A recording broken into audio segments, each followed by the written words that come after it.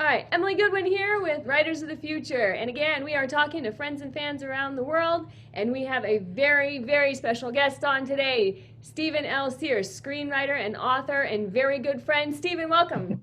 Thank you. Thank you. It is awesome to be here. Yeah, It it's is great awesome to be here in this virtual world that we are. Yes, pretty cool. I to know. see you. I know. It's like, remember, was it Romper Room? It's like, and I see Timmy, and I see Johnny, and I see Yeah, Freddie, that thing. Oh, well. I know. Well, it's what we've got these days, right? It is indeed. It is indeed. Well, it's great to see you even like this. It's been a little while, and so tell us a little bit about yourself. Well, as you said, I'm an author and a screenwriter. Primarily, I worked in television. I was a screenwriter, gosh, going back quite a ways. I'm going to, there you go. There's some of the shows that I've worked on in the background there. But yeah, I go back about 38 years. I've written for television shows. Some of them have become pop legends. Hmm. I was one of the original writers on the original A-Team. I'm most known for writing Xena, the Warrior Princess. I was a co-exec producer for that. So I've done, I don't know honestly how many shows I've done, but television has been my mainstay. I've also branched out in animation, digital media. As I said, I'm starting to write novels and short stories myself. Um, so far, so good. I'm just going to keep doing this until that great job at the restaurant opens up. Until then, I'm just going to have fun. Awesome. You know, those shows that you pulled up, I think I've seen every single one of those. I mean, Ah, you wrote in my era. That was like my growing up. great. I do get some interesting interactions with fans. I'll run into people and they will be, much, much, much, much younger than I am, but they remember seeing my show after school, which means it was in syndication at the time. But the fact that they're still watching the shows and they're still enjoying them. I mean, we got a huge fan base for Xena, certainly a huge fan base. Hmm. The A-Team has an interesting fan base. I've kind of engaged with them on Facebook as of late. Swamp Thing, that was one of my shows, and we're coming up to that anniversary for Swamp Thing. Yeah, a lot of these shows, I was very fortunate. They're a part of our pop culture lexicon. Yeah. They become ensconced in who we are, especially with the comic book environment. Yeah, I mean, I can't remember a single Comic Con that I've been to where I haven't seen Xena walk by at least 5 times. Well, one of the funnier stories, and I'll try to do this real quickly, was I was at a Comic Con, and for those of you who don't know the show, who are you? Uh, it starred Lucy Lawless and Renee O'Connor. Lucy played Xena, Renee played Gabrielle, Hmm. and it was kind of our distorted Mycenaean history romp through, adventure. So I was at one of the Comic Cons, and anytime I see somebody dressed as Xena, I will take a photo of them. Hmm. So I saw this young girl dressed as Xena, and her friend was dressed like Mystique from the Marvel Universe, all blue. Hmm. And so I went over and I took a picture of her. She was real nice, and we had a nice chat. And I told her, I said, "Well, I produced the show," and she asked my name, and she recognized me. That was awesome. So we had this wonderful chat. So then I was about to leave, and she said, "Can I get your photo?" And I went, "Sure." So we're standing there, not like this, and the Mystique girl is holding the camera, the phone. And as we're about to get the picture, I hear somebody say, "Steve." And we turn around, and here comes Renee O'Connor, who Wow. played Gabrielle. Well, the girl who was taking the picture was hysterical because she was like this to take the picture, and as soon as Renee walked up, she goes like this, like, "Oh my gosh, it's Renee O'Connor." And so Renee and I are then chatting, and at a certain point, Renee looks past me and she goes, "Hello." And I realize the Xena girl is still standing there with her mouth all the way down here. And she's like, "Hello." And Renee goes, "Would you like my picture?" She goes, "Yes, I want your picture." Oh, that's So, awesome. so I got the picture of them. And then I told her, I said, "If you hadn't asked for my picture, that wouldn't have happened." And then I walked away happy until I realized she never got my picture. That's okay. She never got your picture? Never got my picture. Renee walked up just before they got the photo. Oh, I see. But that's okay. I was not the important one in that's for sure. So Oh, anyway, well, you made their day for sure. well, that was, I'm sure they're still talking about that experience. But yeah, it's an enduring character, both of them, and I see them all the time. We were actually supposed to have the 25th reunion convention for Xena this year, but it's been postponed. All right. Well, hopefully it still happens. It will. And do you have any writing projects that you're in the middle of right now? I do. As with anybody who loves what they do, I've just got a ton of things. Well, not actually a ton, metric ton. I have my own books out. I have a nonfiction book about writing in the industry. I will hold it up. There you go. That one is about working in the industry. I also have the graphic novel that I wrote with Kevin J. Anderson, another favorite there at Writers of the Future. This is what we wrote together, called Stalag X. It's a wonderful graphic novel. He and I took a long time to actually put that together. It's published through the Vault, and we do have it optioned out for a possible film, which we cannot talk about at the moment, unfortunately. Then again, Kevin's all busy with his Dune stuff. Yeah.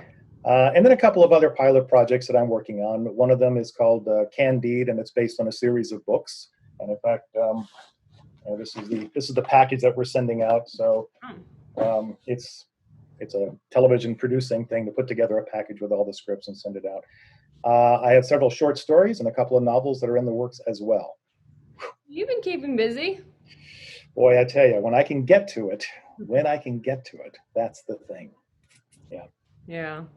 All right. Well, speaking of books, you recently read this book, did. The Writers of the Future, Volume 36.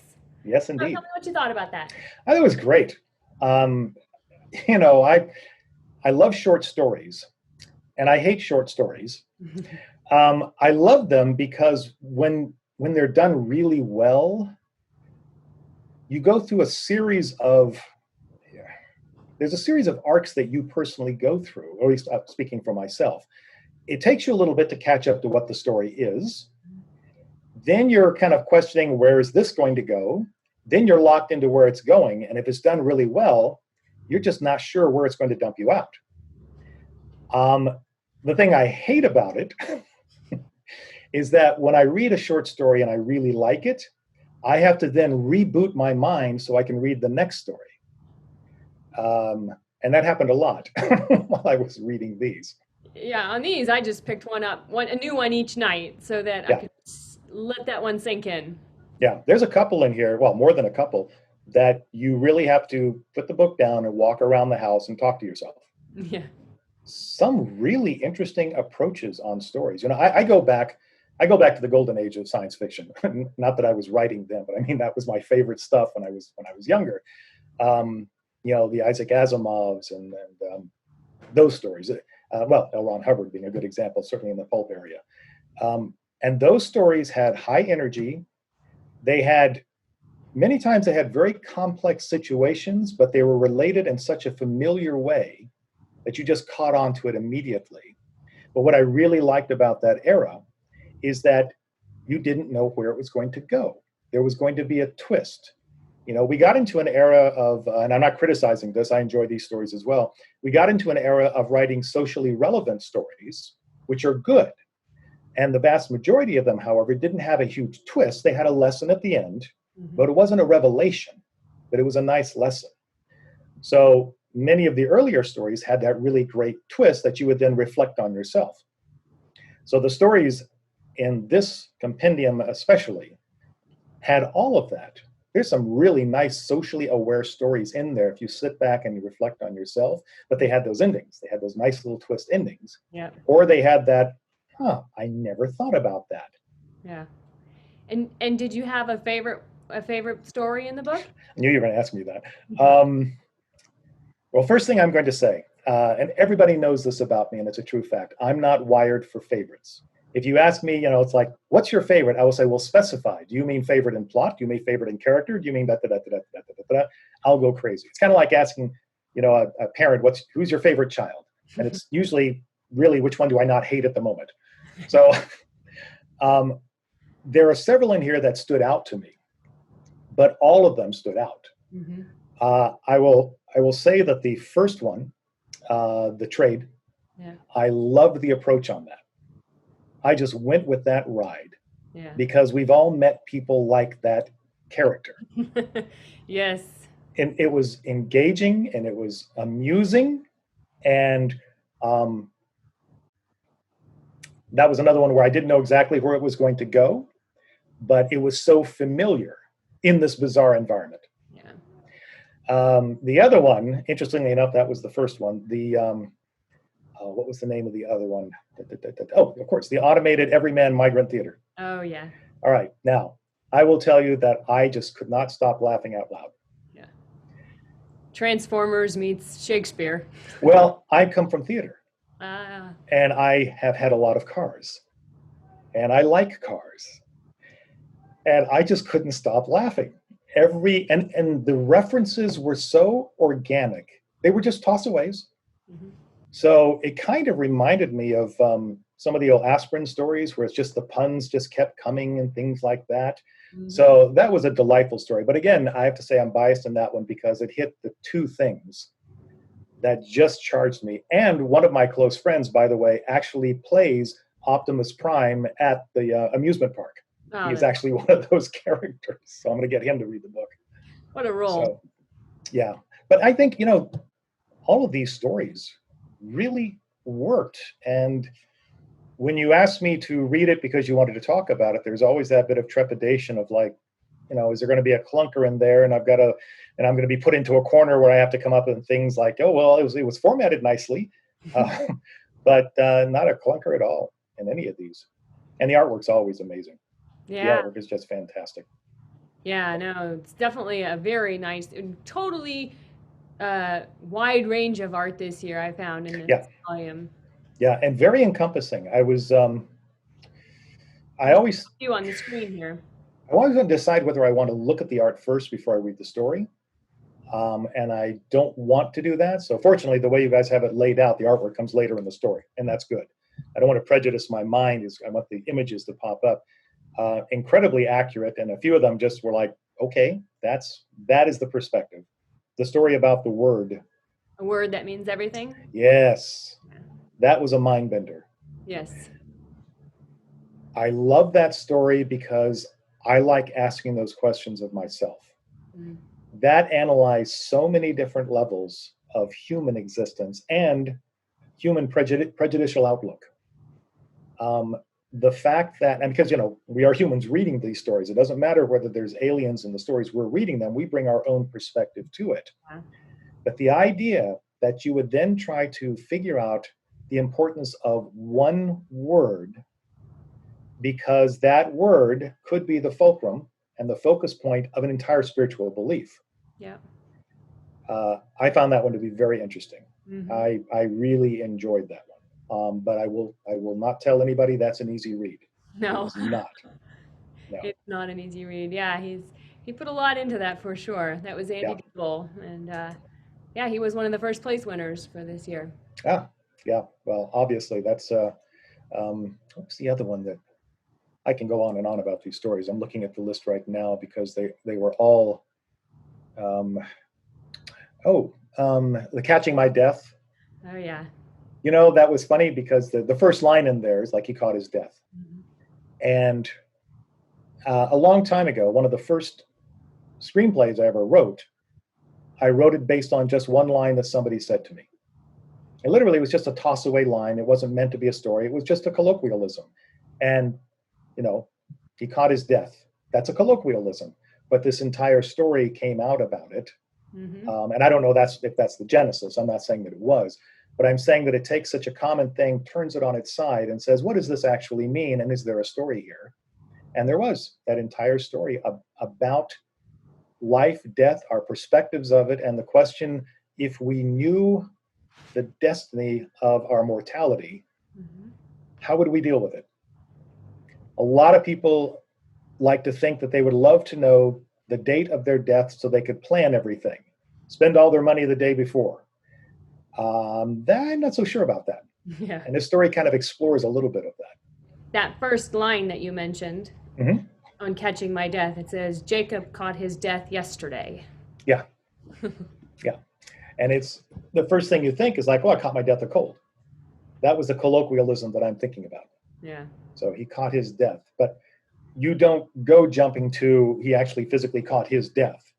you go to what is familiar, which is, oh, he caught his death of cold. He caught his death of da-da-da. He caught his death. I have heard it phrased that way. Oh, Mabel can't come out. She caught her death.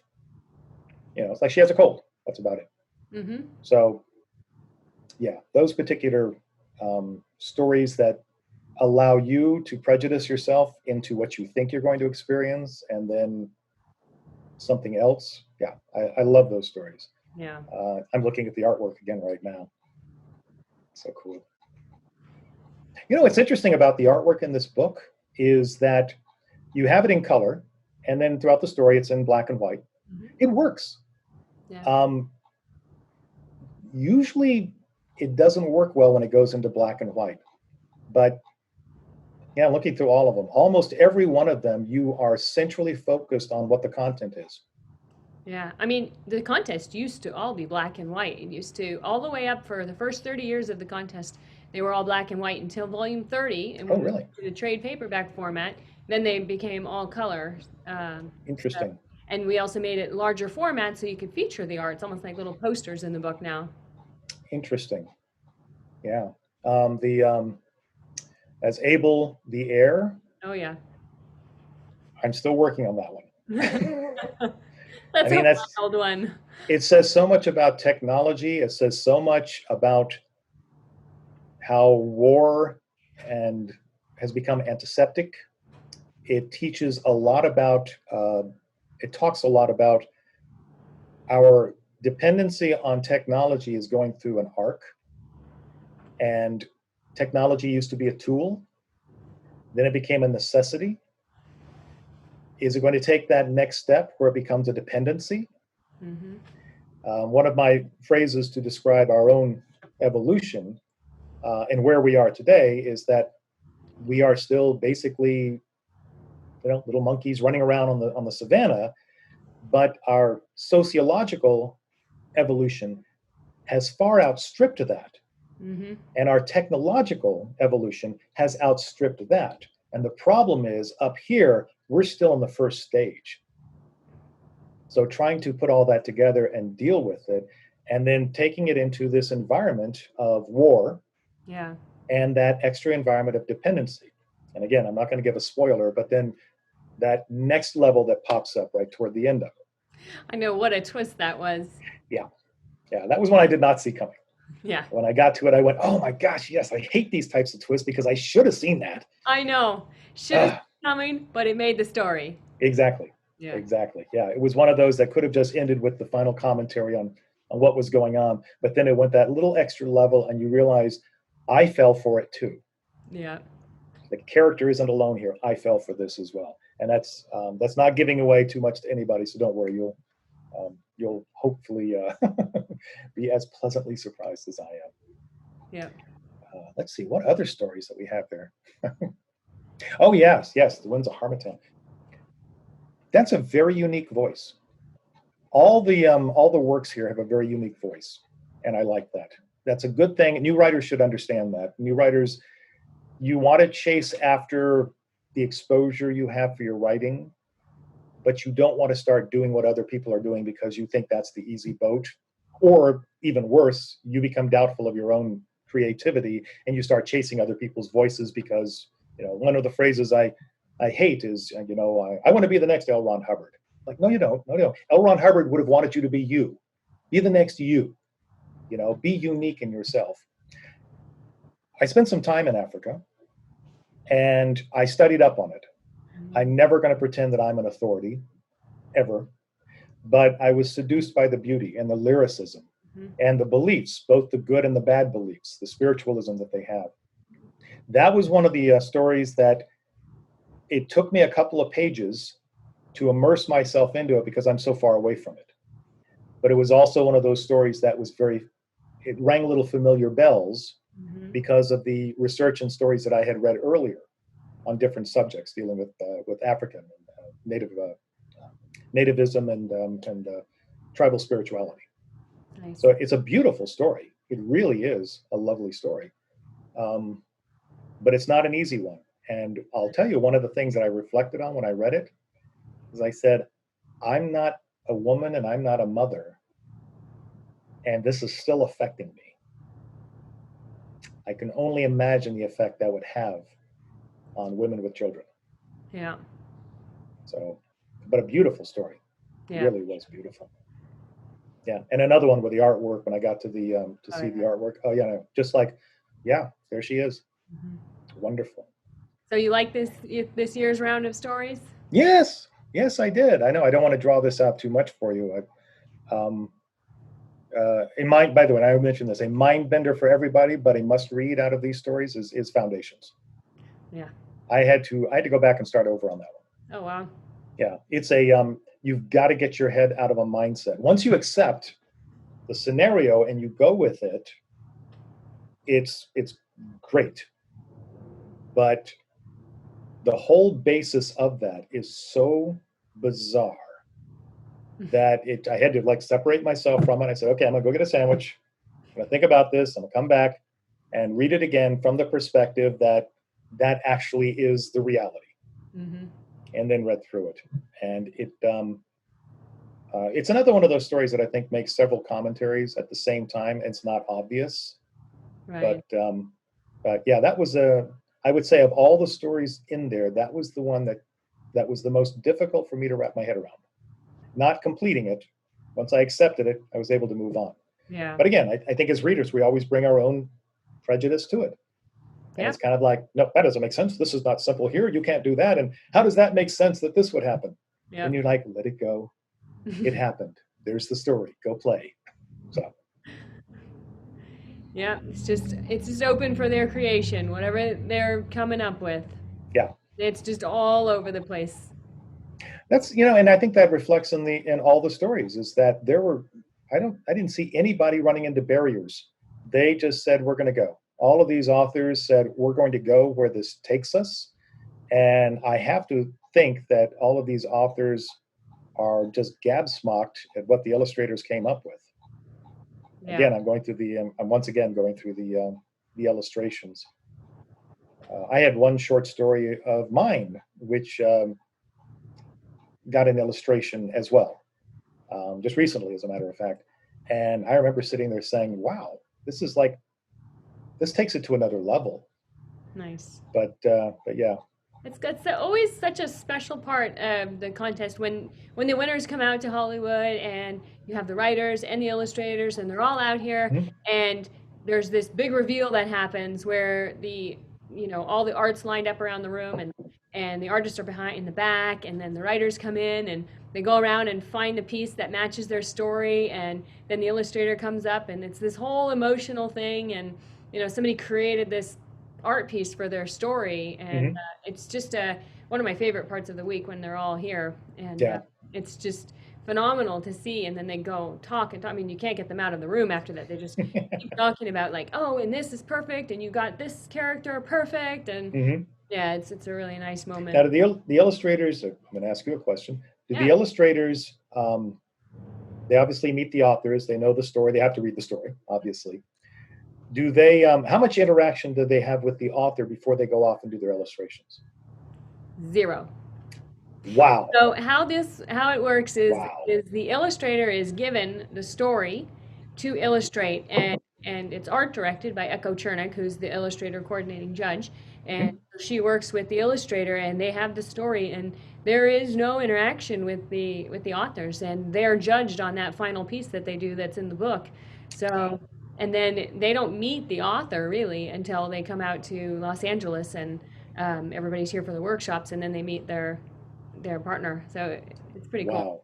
That is impressive, Yeah. and that is another thing that falls in line um, with one of my beliefs is that your work, um, when it's being interpreted by other people, you have to allow the other person to interpret it because what you have written or pitched or the story you have told, there may be flavors and colorings that you don't even see because you're so close to it. And that makes perfect sense with a lot of what's in this particular these illustrations. Yeah, Yeah. yeah. There's a lot in here that as creators of stories, and I'm speaking from the I'm just going to my point of view from the television era. Hmm. A lot of the scripts that you write in television, it's, you do have to collaborate. You may write the script yourself, but then everybody gets their input. Then you go into production, and production changes a lot of things. Hopefully you are the writer who sees it all the way through, because anytime there's a production change, you can make a creative change as well. Yes. And you can make it even better. However, when it finally gets filmed, there are so many people there on the set that you have no control over. You just kind of cross your fingers and you please hope. And not every show is blessed with success in that area. A lot of shows end up in what I call the downward spiral, which is you end up with people on the set who aren't happy with the writing, so they think they're going to fix it. And when they fix it, the writer sees the dailies and says, why did I put my heart into that? And it's a downward spiral.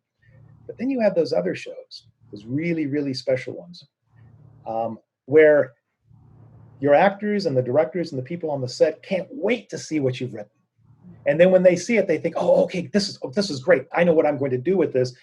And then you, as a writer, sitting back in your office, you're watching the dailies, and it is so much better than you even thought. They saw nuances and things you didn't even expect, because their eyes are fresh to your content. A lot of this we just take for granted, but we call them little treasures. That's what we call them in the business. We see these, and the actors give them to us, the directors, the set decorators, everybody who works in the show. We say, that's a little treasure they gave us. And then we go off and we say, yeah, I wrote that. Yeah, that's right. I wrote that. I'm very proud of that. Yeah. But you see that with the illustrations here. They obviously were allowed their interpretations to hit the canvas, not just what they were told to work with.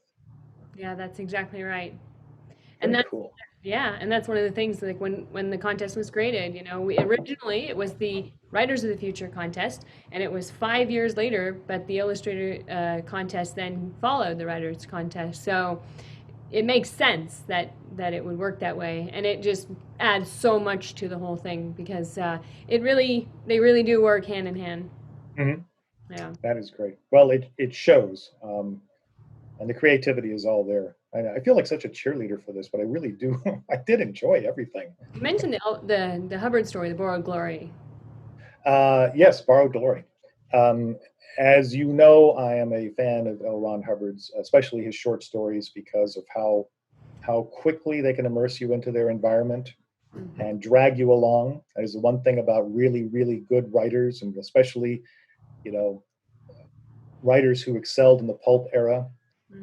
They have to grab you quick. People forget about that. People forget about what pulp was back then.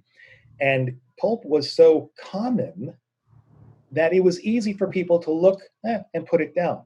It was diversion reading was what it was. I've got a few minutes to spare. I will read one of these things. Yeah.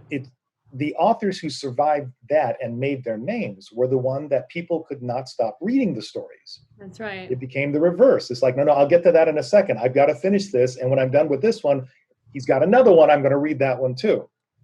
So this kind of falls into that same qualification. He took a different track in this one at the beginning, for many of his stories, not for all of them. It was so depressing. Most of L. Ron Hubbard's stories that I've read, the short stories, start off with a little bit of optimistic daring do. Even if it's not a daring do character, it's in there. Right. It's like, he strode in, he did this, she looked upon him. It's all very forceful. This one was sad. It was depressing. And not depressing in the sense that you don't want to read this. The character, really, you hurt for that character. And there was one of the plays I did in college, where I had the lead, was called The Journey of the Fifth Horse. It was written by Ronald Ridman. And it was set in early 20th century Russia in a publishing house. And I'm not going to go through the whole story, but the basic idea was that the lead character never amounted to anything, and he knew it. And in fact, I think one of the lines was, if he had lived or died, it would have made no difference. That's why it's the fifth horse. Fifth horses are unnecessary. And that's what the whole play was about. And the opening of this one took me right back to that. And you started thinking, are there people out there who feel this way? That they have followed the course of their life and not lived one moment in it. And that's what this character is. And then that question, would you change it if you knew it was going to be taken away from you? In 48 hours, for 48 hours, you will have everything you want. But in 48 hours, it's going to be taken away. What is your choice? Most people would say, absolutely take it. And, if you read the story, the character made a particular choice to do that, but with the understanding that this was going to end. And then it got happy and it got optimistic again. And then, yeah. So, yeah, that was a really good story. Not what I typically expect from L. Ron Hubbard, but a good story. Mm-hmm. And as I said, if you read those first 2 pages and you're not already, hurting inside, then just give up on trying to relate to anything. It's just not going to happen. So. Yeah. Oh yeah. Yeah. Well, Stephen. Yes. It's so amazing chatting. Thank you. You. Yes.